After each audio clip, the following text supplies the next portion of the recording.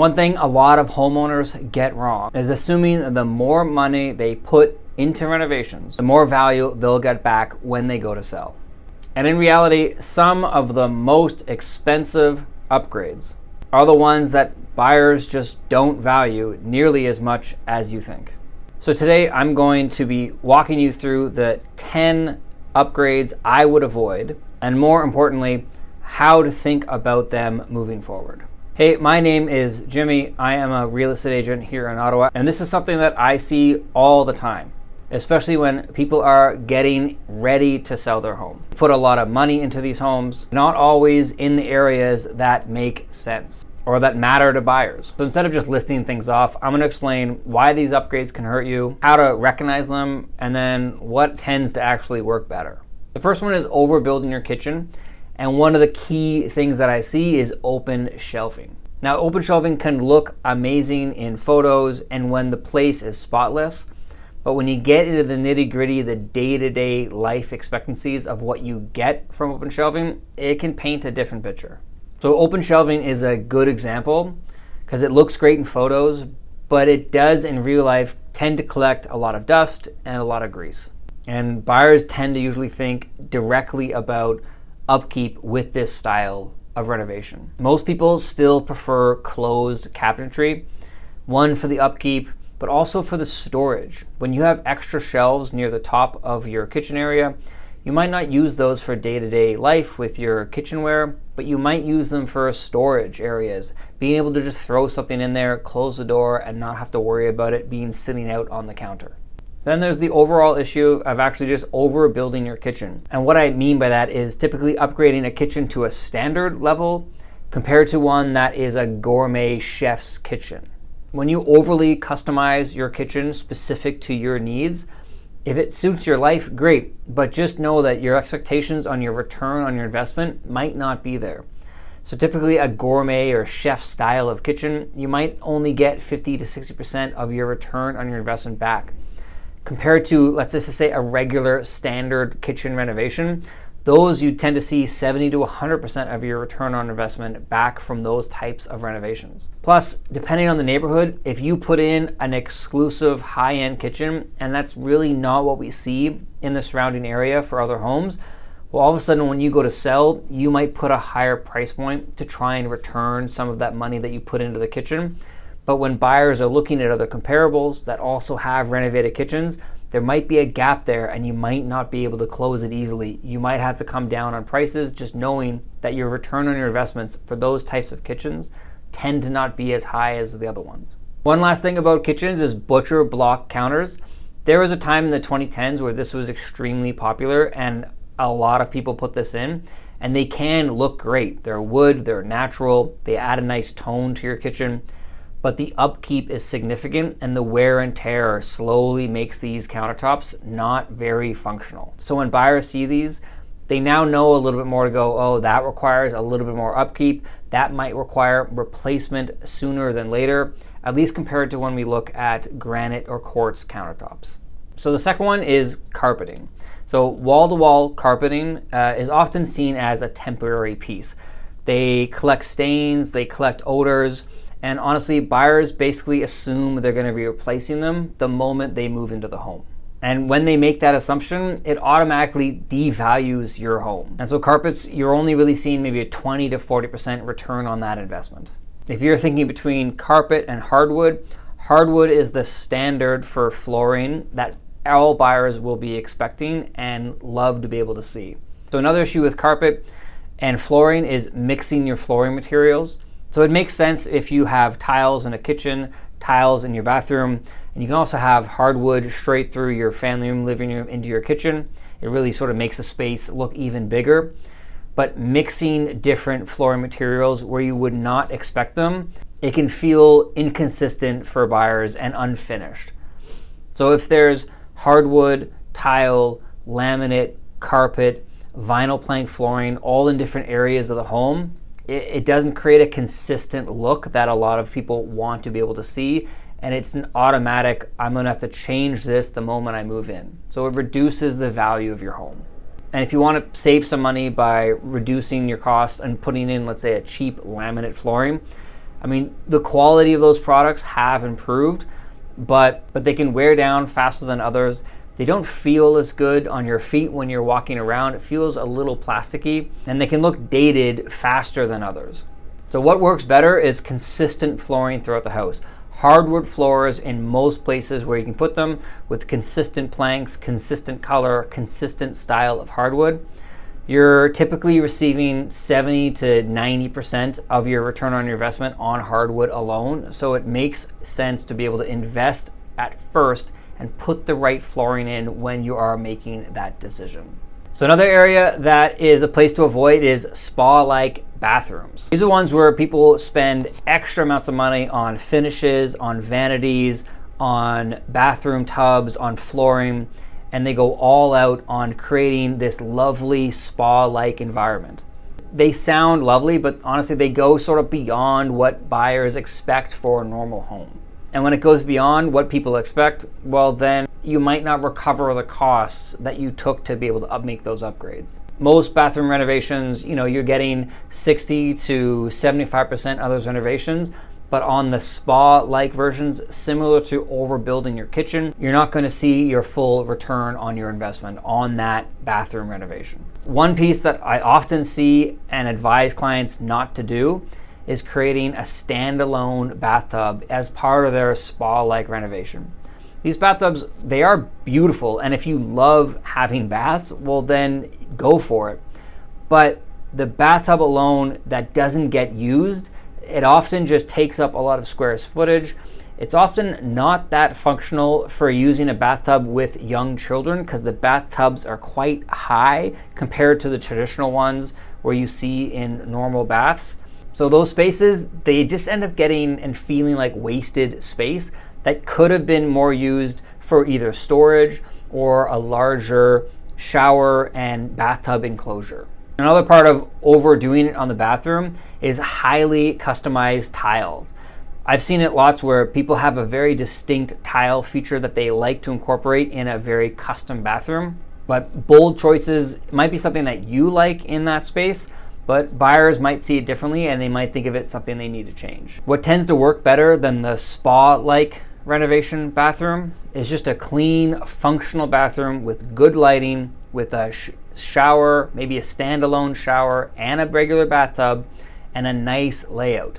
It doesn't have to be high end, but you get good return on having well, clean, functional bathrooms in your home. Now this one is interesting because pools are one of the most common upgrades that people overestimate. You would think that by spending, let's say, $100,000 to $200,000 on a backyard renovation with an in-ground pool, you'd be able to recoup those costs directly. Unfortunately, that just hasn't proven the case. Your return on your investment on a lot of these in-ground pools and sometimes above-ground pools is pretty low. It's some places only say about 7 to 10% of your return on that, which given the upfront costs of how high they are, that doesn't really seem worth it when you think of it from just a resale lens. Now, the problem with pools is that you might love them and want them, which is perfect. Do it because you're going to be able to enjoy your home even more.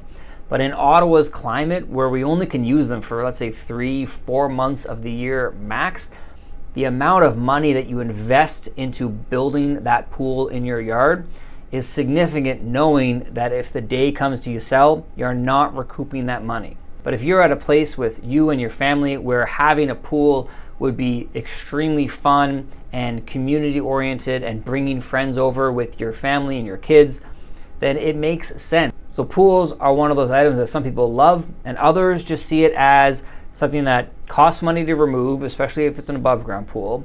They see the maintenance and they see the safety issue. So if they're not someone who's going to be using the pool for themselves and their family, well then all of a sudden they have to think about, how do I keep this safe? How do I drain it? How do I even fill this pool if I don't want it for my backyard?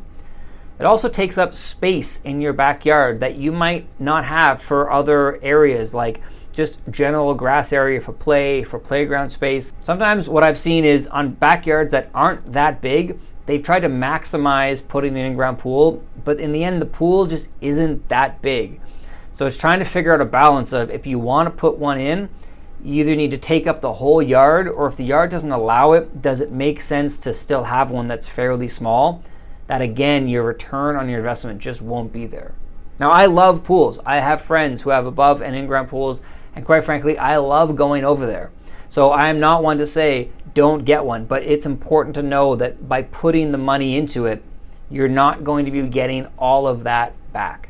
So primary suite additions are really interesting because they're basically the units where you add a primary suite, often with an ensuite as well, and that's above your garage. So typically it's in a house that has 3 bedrooms upstairs, and let's say a single or double car garage on the side, but has a roof on top of it. So people will spend, $100,000 to $200,000 to add a level on their primary suite, and then all of a sudden they're able to move from their existing room and move into this great large space that has an ensuite, has everything they wanted.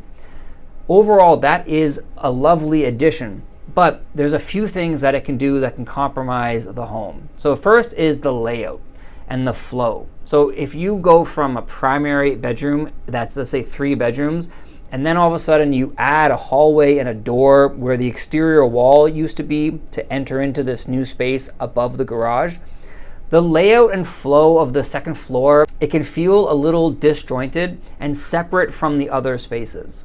And then on top of that, depending on the exterior of the home, you might have this weird looking piece above your garage that doesn't really flow into the rest of the home for the exterior. So you are changing the exterior look of your home, and it's important to keep in mind to make sure that's consistent throughout. And then let's say one of the bedrooms just doesn't get used as much as you thought. So you've moved into this new space, and one of the extra bedrooms that you now have, because you went from a 3 to a 4 bedroom home, it just doesn't get used in the way you thought that extra space would. So it can almost feel like, what was the extra need to have this beautiful space when now we just have a certain amount of square footage just sort of sitting there and becoming more of a storage room. So it can impact the overall layout of the home.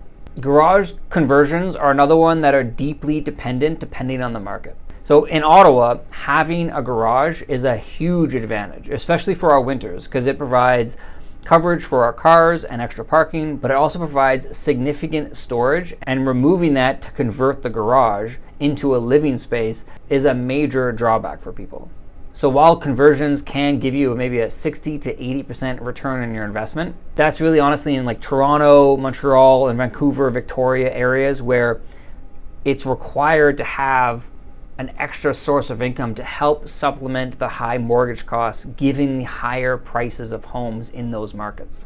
Plus, rental demand for those areas are significant. And in Ottawa, we don't have that kind of demand just yet. So the value isn't always recognized in the way you would hope. So just factoring in the cost of doing it properly to the justification of the return, it doesn't always make sense as an investment. Another one similar to garage conversions are secondary dwelling units. Now, it might seem like a smart investment, but it's not really for everyone. Not every buyer wants to become a property manager or a landlord. And by buying your place that has a secondary dwelling unit, it doesn't always mean the tenant can be removed, whether it's from an addition in the back or a unit in the basement. Sometimes those tenants, they come with the sale, so it feels like a little bit of a burden for the person who's potentially buying your house. Plus, creating these units, it can sort of change the layout of your home. So if you build a secondary dwelling unit in the backyard, sometimes known as a granny suite nowadays, you might be cutting off a significant portion of your yard that's going to be dedicated to this space. Another one that's a bit more common is the one where you see it in the basement of a secondary dwelling unit.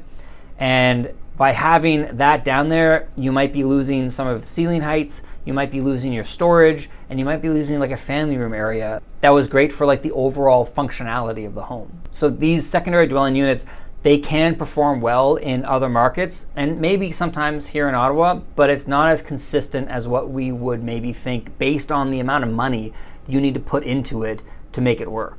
They don't always add universal value.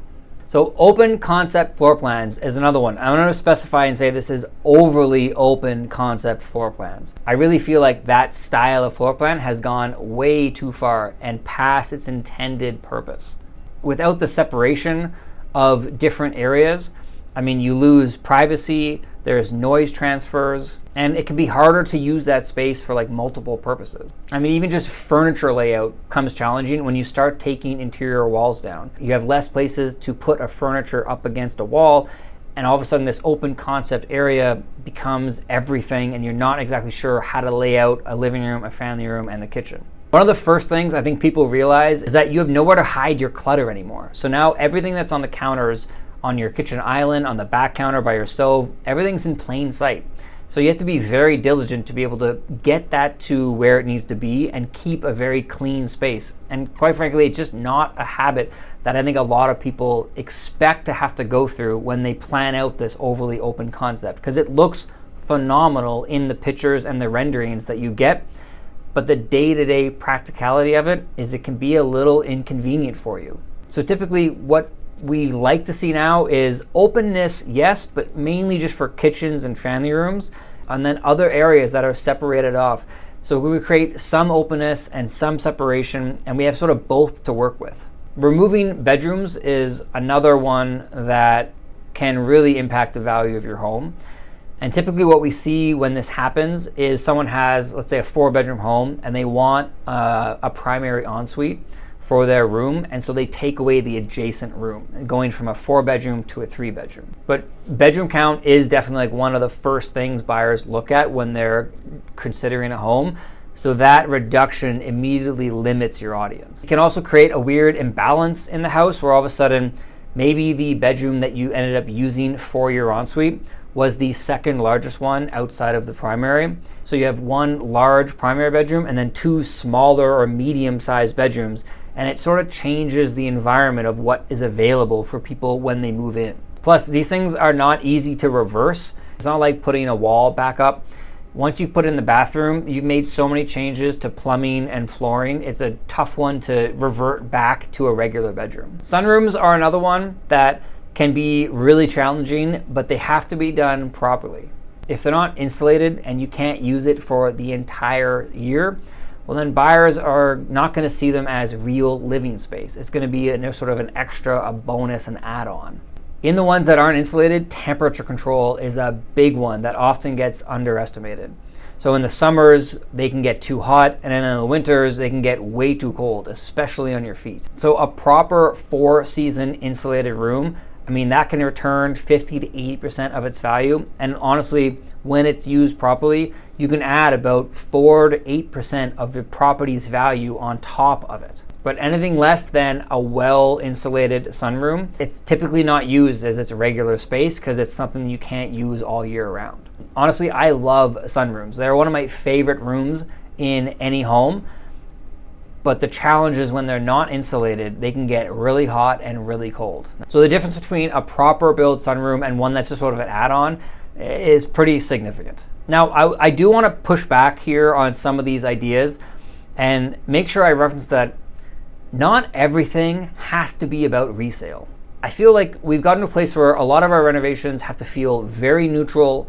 They have to feel very safe. And honestly, I feel like it makes these homes, our homes, a little bit forgettable because you're living in your house for a number of years and the home should reflect who you are. If you like bold colors, add them. If you want to add personality, make it happen. It's just figuring out which decisions are for you and then also figuring out which decisions will be to maximize resale value. It can't all be one or the other. Find a good balance that creates not just a house, but a home. Because the goal with these renovations isn't to make it impressive. It's simply to make the house a home for you while you're living there. But then also, when you do consider resale, make it easy for a buyer to confidently say yes.